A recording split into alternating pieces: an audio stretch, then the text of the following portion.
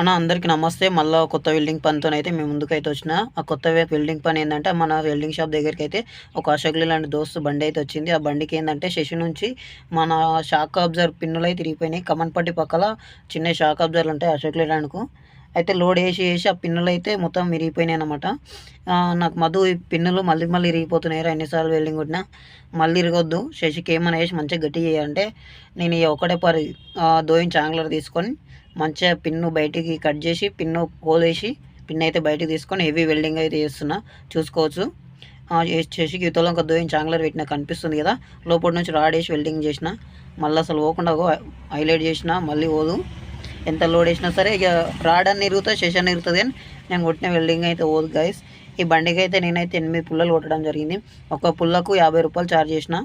అట్లనే ఒక టోటల్గా 400 అయితే తీసుకున్నావు లెక్క మీద. మీకు దగ్గర అయితే ఏమైనా ఈ తాండూరు ఏరియాలో ఏమైనా బండ్లకు వెల్డింగ్లు ఉంటే నా వెల్డింగ్ షాప్ దగ్గరికి అయితే వస్తే వెల్డింగ్ అయితే చేస్తా గైస్. మన దొడ్డు పూలకు 50 రూపాయలు ఇస్తా, చాలా తక్కువ రేట్ అయితే తీసుకుంటా.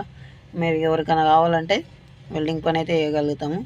ఇంకా బండి బాడీ వర్క్ కానీ చిన్న బాడీ వర్క్ ఏదైనా సరే చేస్తాం.